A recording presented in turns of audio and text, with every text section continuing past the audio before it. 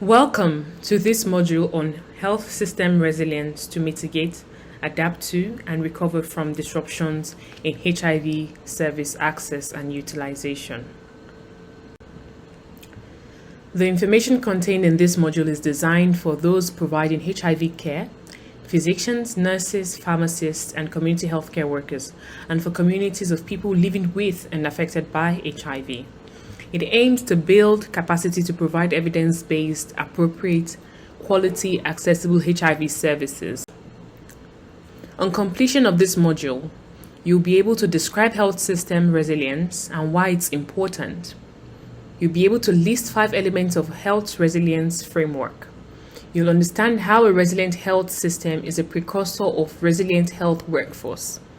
You'll be able to explain how PEPFAR managed to continue services during the COVID-19 pandemic, and you'll be able to describe lessons learned and how to use them to support future resiliency. Let's start by defining resilience.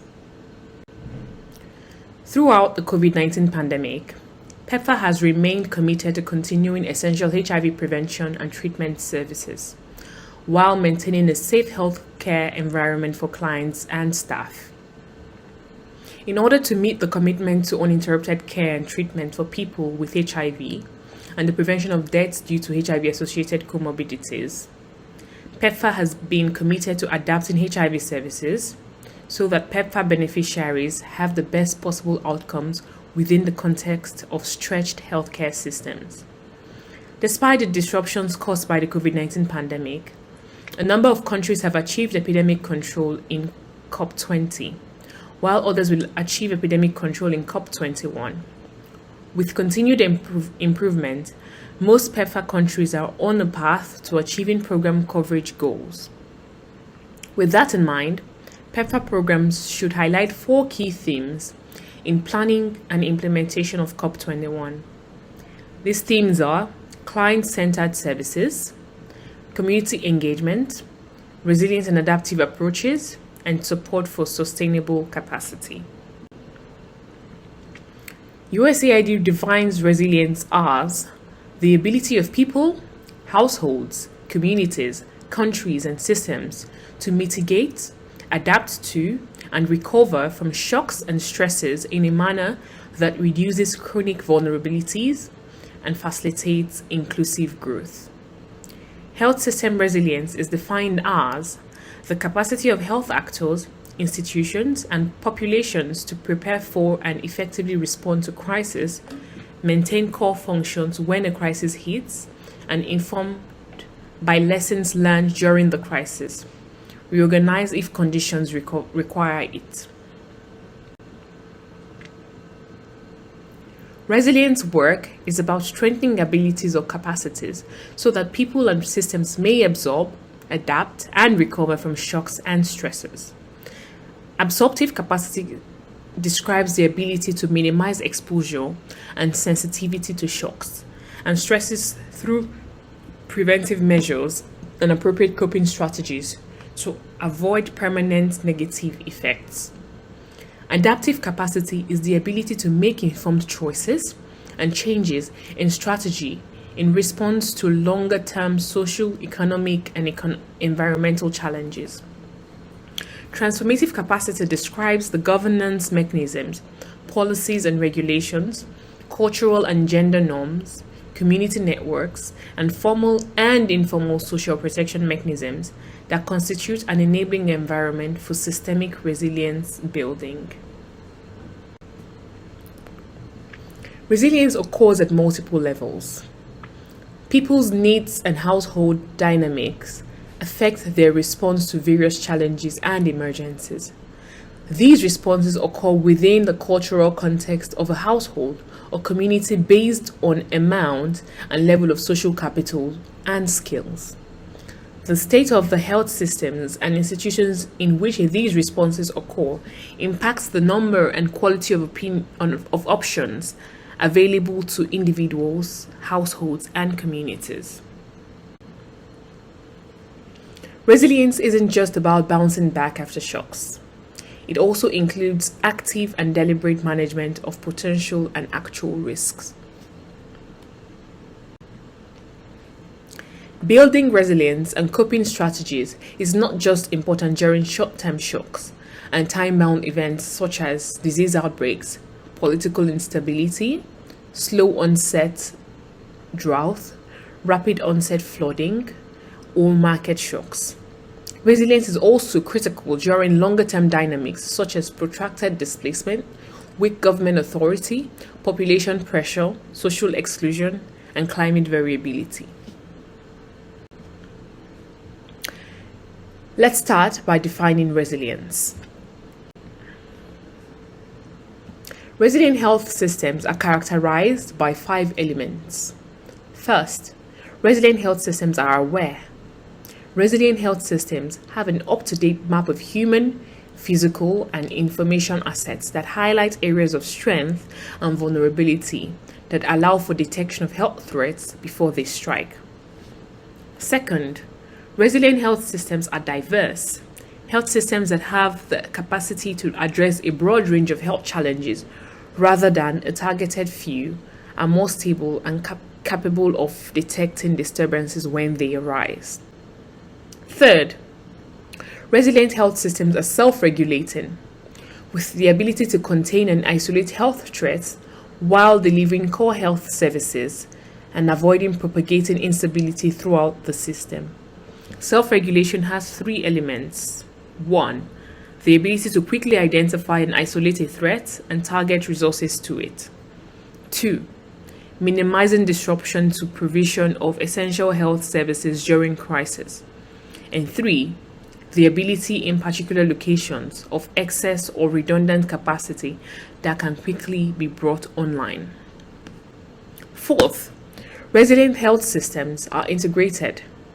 They bring together diverse actors, ideas, and groups to formulate solutions and initiate actions. Sharing of information, clear communication, and coordination of multiple actors are hallmarks of integration and are best achieved by having a designated focal point in the health system. Fifth, resilient health systems are adaptive. Adaptability is the ability to transform in ways that improve function in the face of highly adverse conditions.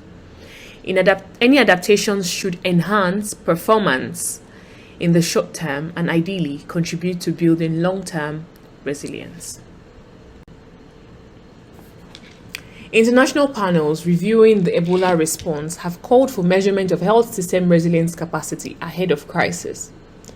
Building on the conceptual framework described in the previous slide, the Resilience Index proposes a set of preliminary measures of national health systems resilience designed to help countries assess whether their health systems can withstand future shocks. First, the element of awareness. This first aim is to know the health system capacity. Measures include distribution of health system assets and weaknesses and health service utilization trends. The second aim is knowing the risks and the population. Measures include presence of an active epidemiology surveillance system and a functioning civil registration and vital statistics system. The third aim is communication. Measures include a list of decision makers in key sectors and the breadth of functioning communication channels. Second, the element of diversity. The first aim is effectively responding to a range of health needs. Measures include the scope of health services available in primary care and quality of care for sentinel conditions in the basic package. A second aim is adequate financing of health systems and preventing financial harm. The measure is financing of healthcare with adequacy of government health expenditure and financial protection. Third, the element of self-regulation. The first aim is the isolation of threats and maintenance of core functions. Measures include memorandums of understanding with non-state providers and a database of service delivery alternatives for affected and unaffected populations. A second aim is leveraging outside capacity. The measure is collaboration agreements with regional and global actors. Fourth, the element of integration.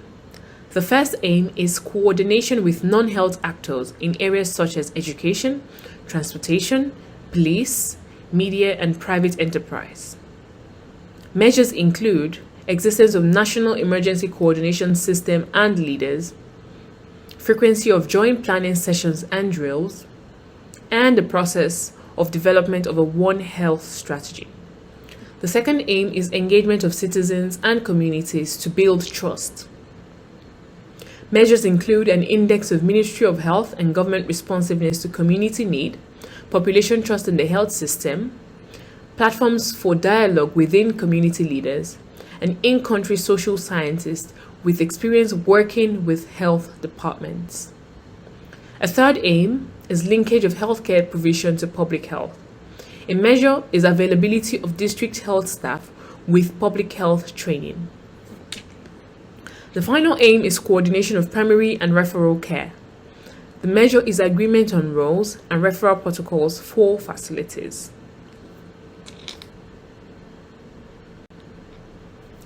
Finally, the element of adaptability. This first aim is shifting resources to meet need. The measure is formal provisions to reallocate funds in emergencies. A second aim is promotion of rapid local decision making. Measures include management capacity of district or local health teams and agreement on delegation of authority and funding in crisis. A third aim is evaluation to improve. The measure is mechanisms for and adaptability to and capacity to track progress and evaluate health system performance in crisis and in times of calm. The final aim is coordination of primary and referral care. The measure is agreement on roles and referral protocols for facilities.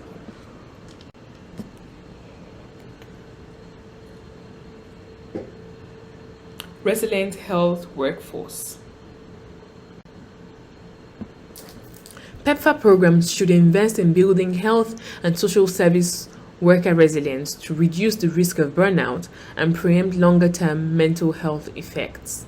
A resilient health workforce needs hardware such as telephones, gasoline, water, electricity, and roads, and software such as government support for competencies-based training, empowerment of healthcare workers, and understanding of where informal and private sector providers are providing services. Steps to increase health workforce resilience include the following: ensure a safe working environment to support healthcare workers' physical and mental health, routine wellness checks to determine emotional and physical well-being and maintain responsive services, teach skills to increase resilience, ensure that staff have access to mental health services, and encourage staff to utilize the support. The first step in boosting health workforce resilience is to build and foster a culture that values employees' well-being. Actions to support this may include the following: schedule 15 minutes a day for mental or physical break, research wellness tips to send out with team meeting agendas, summarize and share tips from healthcare sector wellness literature with team members. End meetings 5 to 10 minutes early so participants have time to respond to emails and prepare for next meeting. Create an anonymous engagement survey to send to staff on job satisfaction and wellness needs. Include a wellness activity in team retreats. Dedicate physical spaces for clinical staff to decompress and recharge, such as staff lounges, coffee bars, gyms, and libraries. Reward staff at all levels so people feel appreciated that they are part of a larger team.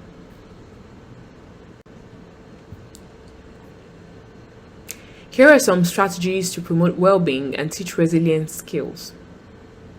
1. Optimize a challenging working and learning environment. 2. Promote connectedness. 3. Build skills and mindsets. 4. Provide virtual resources for well-being and support. 5.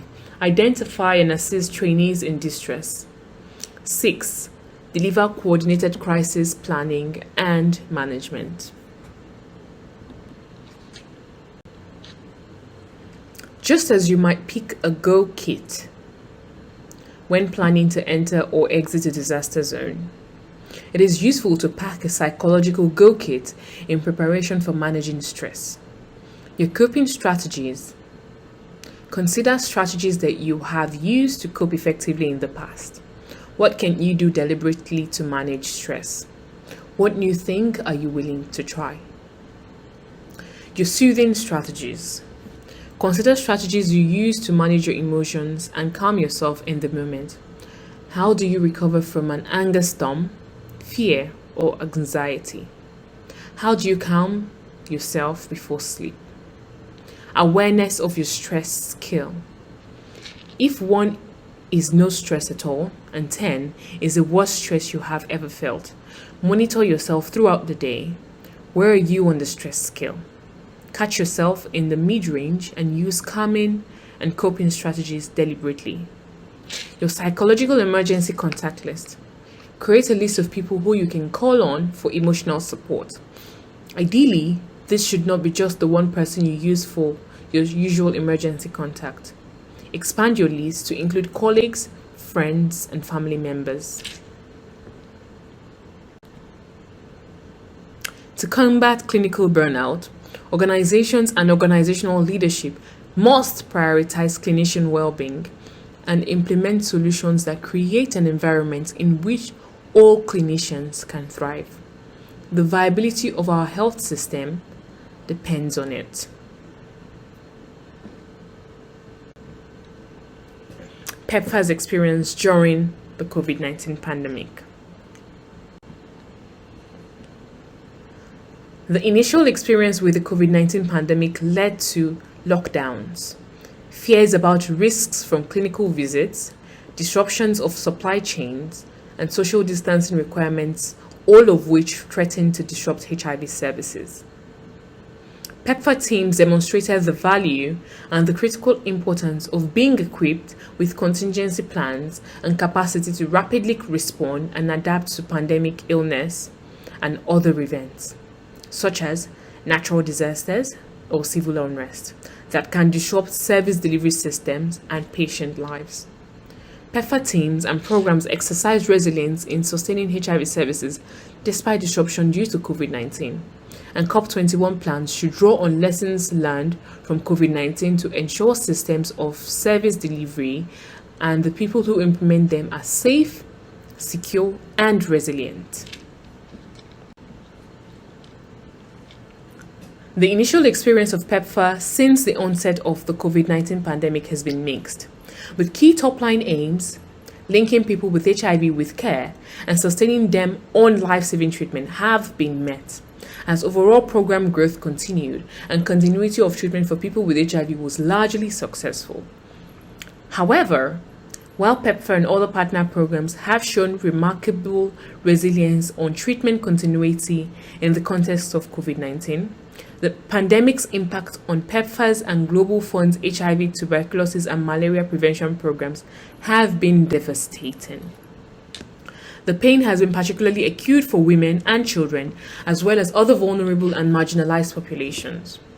As these dual pandemics continue to reveal and exacerbate existing inequalities in societies around the globe, COVID-19 has also shown the fragility of healthcare systems in some upper and middle income countries, which, due to their relative wealth, have lost their Gavi eligibility, and that could impact their ability to access COVID-19 vaccines once they're available. Setbacks to global and domestic HIV responses brought by the COVID-19 pandemic will be felt for years to come. Disruptions to HIV testing, prevention, and treatment services threaten momentum towards global treatment targets. With swift and strong efforts, disruptions in HIV treatments threaten the additional loss of 500,000 lives to preventable AIDS-related illnesses in sub-Saharan Africa, while interruptions to prevention of mother-to-child transmission services could double the number of children infected with HIV and in need of lifelong treatment in countries such as Uganda, Malawi, and Zimbabwe. In the US, clinics have reported declines in HIV screening and pre-exposure prophylaxis. PrEP uptake and access, as well as declining rates of people with suppressed viruses, a crucial measure of protecting individual health and preventing HIV transmissions. Top priorities during the COVID-19 pandemic included: 1. Reducing the time spent in healthcare facilities while maintaining a client-centered HIV service delivery approach. 2. Implementing modified infection prevention and control measures to reduce the likelihood of COVID-19 transmission. 3. Continuing efforts to identify new cases of HIV while avoiding in-person gatherings.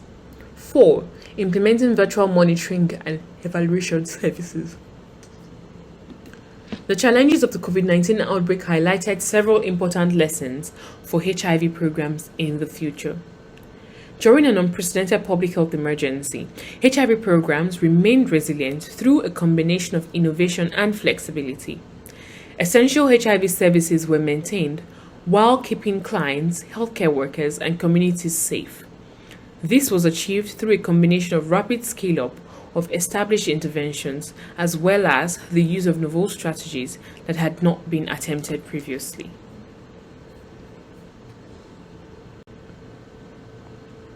Lessons learned.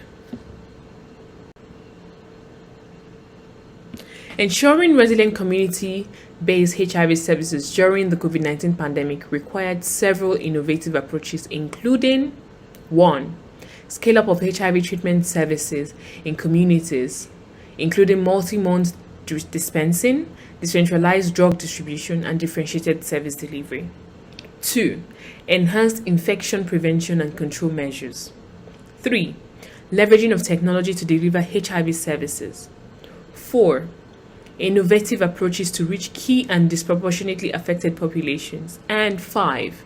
Strengthening coordination and collaboration between key public health stakeholders. These approaches keep clients on treatment and reduce the link of COVID-19 exposure for both clients and healthcare providers. The ability to act quickly was essential in ensuring the continuity of life-saving ART while facilities were adapting to new COVID-19 safety protocols.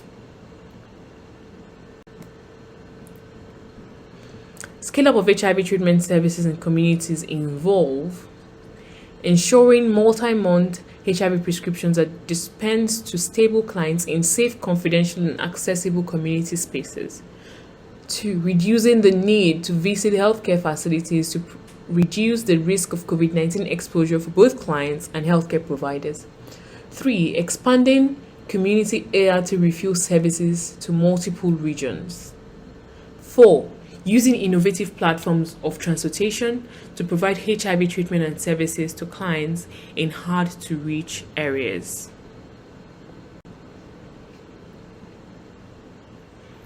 As the threat of COVID-19 has impacted PEPFAR countries, PEPFAR country teams have accelerated interventions that permit clients to maintain continuous HIV treatment in the setting of lockdowns and social disruptions, while ensuring safety of clients and providers. Multi-month dispensing of ARVs, decentralized drug distribution, and differentiated service delivery are client-centered innovations that reduce congestion in healthcare facilities and allow clients to spend less time in the clinic, where they could potentially be exposed to COVID-19. These interventions have been accelerated during COVID-19, and this should continue. Separation of drug delivery from clinical treatment reduces the burden at clinical sites and allows more attention to the patients who need clinical evaluation. 6-month dispensing is preferred, but there may be circumstances where 3-month dispensing is necessary. At a minimum, most clients at ART treatment sites should be offered prescriptions for 6 months of ART, and a fast-track refill model at the sites should be adopted. Differentiated service delivery is a client-centered approach to HIV care and treatment, which tailors services to different groups of people living with HIV. Programs may consider utilizing decentralized service delivery models for ART distribution for stable clients through private sector channels. This may include decentralized drug distribution, such as alternative pickup points in communities, retail, community or pop-up pharmacies, home delivery, and/or automated systems such as lockers or pharmacy dispensing units. These models can help reduce patient travel times and waiting times while decongesting public facilities and reducing stigma. Country programs should ensure these approaches are in line with national policies for ART distribution. These interventions should continue post-pandemic. As the community-based ART is scaled up, it is critical to ensure that safe infection prevention and control measures are followed. On-the-job training and information on best IPC practices should be provided to volunteers, staff, and healthcare workers. The COVID-19 pandemic has highlighted the need for robust IPC programs that protect clients and staff. All program systems investments should include provisions for IPC, including administrative, environmental, and personal IPC protections. Well-conceived and carefully implemented IPC programs reduce illness, prevent death, improve continuity of services, and save money. Active support of IPC activities fosters a culture of safety in the healthcare setting. With the threat of COVID-19, all in-person HIV program activities such as meetings, trainings, orientations, and technical support were halted and moved to virtual and digital platforms to ensure continuity of services. This approach proved to be particularly important for those services tailored to disproportionately affected populations such as adolescent girls and young women through the PEPFAR-supported, determined, resilient, empowered, AIDS-free, mentored, and safe DREAMS initiative. DREAMS facilitators embraced the use of technology, including social media chat groups, online audio and web conferencing, and phone calls to schedule appointments, maintain outreach activities, and continue support groups. Different technology and digital platforms were used to provide HIV self-testing kits and pre-exposure prophylaxis to high-risk groups, as well as to perform virtual monitoring and evaluation of programs. To stop and slow the spread of COVID-19, large in-person events intended for HIV case identification were suspended and moved to innovative approaches such as self-testing and social network testing strategies. Social network testing involves engaging networks of sexual and injection drug use partners of clients living with and ends the need for large in-person gatherings.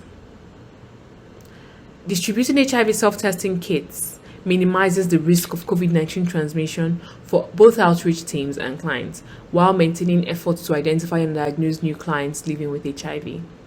Both HIV self-testing and social network testing are examples of innovative interventions that were already planned for scale-up but moved more quickly because of necessary safety demands of the COVID-19 pandemic. The COVID-19 crisis further strengthened coordination and collaboration between key public health stakeholders. Ensuring resilient HIV service delivery would not have been possible without commitment, dedication, and partnership between NGOs, regional and national governments, health management teams, community leaders, and, most importantly, community members. The renewed strength of these partnerships will be a cornerstone of future public health response. Lessons learned during the COVID-19 pandemic will continue to be implemented as best practices in client-centered care moving forward. Community-based ART, HIV self-testing, and the use of social network approaches to identify key and vulnerable populations were integrated into standard program packages. Interventions such as multi-month dispensing, decentralized drug distribution, and differentiated service delivery were accelerated to maintain continuous HIV treatment. Use of virtual program platforms has proven invaluable and will increasingly be a key component for program planning, not only because of the benefits of health and safety, but also the potential for advances in efficiency and cost savings. IPC measures at healthcare facilities will also be critical, not only for COVID-19 control, but also for preventing the spread of tuberculosis and other infectious diseases that can be transmitted in a healthcare facility setting. Coordination and collaboration between key public health stakeholders was strengthened. Thank you for your attention and participation. Please take a moment to reflect on these questions related to what you have just seen in the presentation.